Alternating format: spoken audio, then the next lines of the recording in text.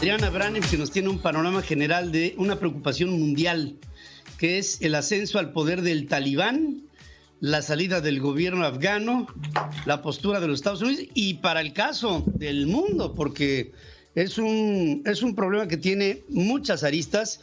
Y Adriana, te saludo como siempre esta mañana. Buenos días. Buenos días, Pedro. Sí, tantas cosas que decir de lo que está pasando en Afganistán, lo que dice Macron, lo que está pasando en el mundo, porque pues desde ayer Afganistán es otra vez un Estado islámico. Desde ayer se instala otra vez este régimen del terror de los 90, porque esta película ya la vimos. Biden ayer, Pedro, después de 72 horas de que el Talibán toma la capital, 72 horas se tardó en dar un mensaje a la nación, algo que se esperaba sucediera mucho antes. Él estaba en Campo David, pero ¿qué salió a decir y cómo lo vimos? Esto llama mucho la atención porque vimos un Biden desafiante. Habíamos visto la versión de Biden empático y ayer vimos la otra cara de la moneda, porque lo vimos así, lo vimos frío, lo vimos desafiante, como lo digo, y no se echa para atrás. No reconoce equivocación alguna en esta estrategia, no hay arrepentimientos y dice, nunca iba a llegar el momento adecuado para retirarse. Este pedacito vamos a escucharlo. After 20 years, I've learned the hard way that there was never a good time to withdraw U.S. forces. Después de 20 años y aprendí a la mala. No había un momento para retirar a nuestras fuerzas luego de 20 años, ¿no? Y en esa justificación, pues él lo que está diciendo es, si el pueblo afgano no está dispuesto a morir por su país, ¿por qué voy a poner vidas y recursos de los norteamericanos en este mismo sentido, no, Adriana? Así lo dijo. Dijo eso que tú dices y también que no había una alternativa buena y que Estados Unidos iba a quedar 4 administraciones más. Está Bush, Clinton, Trump, luego él. ¿Cuántas más es lo que planteaba ayer Joe Biden? Y el discurso de ayer, la parte más importante a destacar es cuando dice que la razón por la que ocupó Afganistán por 20 años Estados Unidos era básicamente para evitar un ataque terrorista a Estados Unidos, porque ahí inició todo, y lo decías muy bien en la mañana, ahí empezó todo, después del 9/11 es cuando empieza esta guerra en Afganistán. Sin embargo, después de esta declaración, Pedro, queda esta pregunta y lo platicábamos antes de iniciar ahorita al aire en los comerciales, Pedro. Bajo el régimen del Talibán, ¿podrían proliferar células de ISIS y de Al Qaeda? ¿Podría estar de nuevo en peligro la Unión Americana y el mundo? Claro. Ayer uno de los comandantes talibanes, en una primera declaratoria de gobierno allá en Kabul, revela ahí en la mesa donde están ya en Palacio de Gobierno, esta foto icónica que presentamos ayer, donde están ya con sus fusiles las principales figuras del Talibán que ya tomaron el poder, revela que fue preso en Guantánamo Bay por 8 años. Esta cárcel en Cuba que creó George Bush en el 2002 justamente para encarcelar ahí a terroristas sin juicio y donde presuntamente también habían sido torturados todos ellos. Imagina, Pedro, qué clase de odio y de sed de venganza puede tener esta gente ahí por parte de Estados Unidos. Ayer Biden se veía muy seguro diciendo que no, que mantener la presencia norteamericana ahí no era asunto ya de seguridad nacional de los Estados Unidos. A ver si no se equivoca, porque se equivocó cuando dijo que en Afganistán el proceso de retirada iba a ser tranquilo y no fue así. Vamos a ver si no se equivoca en este asunto, Pedro. Sí, fíjate que yo estoy viendo condiciones de preguerra, Adriana, y yo sé que al decir esto habrá muchas personas que nos están escuchando que dirán de qué está hablando este hombre. Las condiciones están dadas. Hay una parálisis económica mundial. Estamos inmersos en una tercera ola de COVID, que es mucho más fuerte que la primera.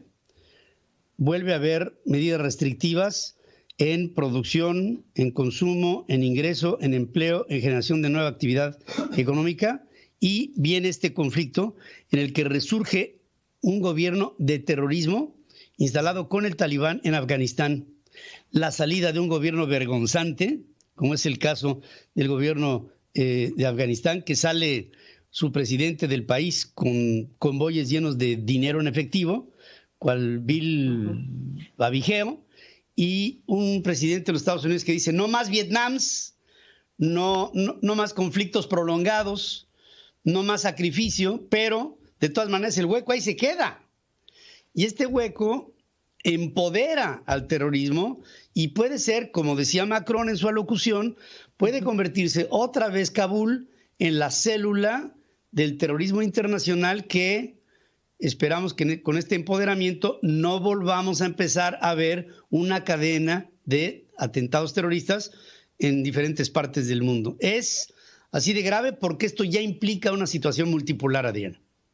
Retomo esto que dices, Pedro, para cerrar el comentario, porque el Talibán tomó algo más que la capital de Afganistán, tomó algo más que Kabul, tomó toda la infraestructura militar que Estados Unidos entregó a los afganos para defenderse, que no lo hicieron, por supuesto, trillones de dólares que gastó Estados Unidos en armamento, en entrenamiento para los afganos. ¿Y qué creen? Pues ahora está en manos del Talibán todo esto. Ahora tienen arsenal pagado por Estados Unidos, pistolas, municiones, helicópteros. Decía Biden ayer que los afganos tenían una fuerza aérea que ni el Talibán tenía. Ahora sí apliqué esa frase. Pues ya no tiene claro, porque se quedaron con todo eso. Y otra cosa que se quedaron, Pedro, algo que vale la pena más adelante, un comentario específicamente en este sentido. Tienen bajo su poder a uno de los depósitos de litio más grandes del mundo, que es un mineral crucial para la economía global de energía limpia, un mineral esencial para los autos eléctricos, por ejemplo, y para decirlo en una frase, Afganistán es la Arabia Saudita del litio, Pedro.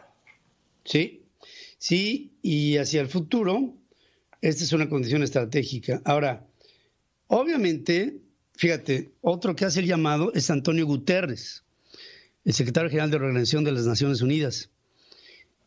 Tendrá que haber postura de Vladimir Putin. Tendrá que haber algún tipo de pronunciamiento de Xi Jinping. Tendrá que venir un pronunciamiento de Angela Merkel, de Boris Johnson, de Europa en bloque, de la OTAN. Esto está empezando. El capítulo de Afganistán, después de 20 años, cuando el origen de esta ocupación es el ataque a las Torres Gemelas, se convierte en una reedición de lo que, ante otras condiciones en el mundo, cambio climático, pandemia general, parálisis general, todo lo que estamos viviendo, y aparte el terrorismo, se convierte en algo que puede impactar hasta México, si es que el día de mañana el ingrediente del narcotráfico es considerado como un acto terrorista. Y ahí, entonces, creo que empezaremos a jugar un juego diferente. Así es, Pedro, vamos a estar al pendiente. Sobre todo, lo primero es qué países van a reconocer al gobierno de Talibán como un gobierno legítimo. Boris Johnson ya dijo que no. Vamos a ver qué dice Vladimir Putin, vamos a ver qué dice China y vamos a estar platicando esto con el auditorio, Pedro. Bueno, pues Adriana, como siempre, es un placer el verte y por supuesto que te envío un abrazo con mucho cariño a ti y a toda la familia y a toda la gente que nos hace el favor de ver y de escuchar ahí en Miami, en los Estados Unidos. Gracias, Adriana, y buenos días. Gracias, Pedro. Gracias.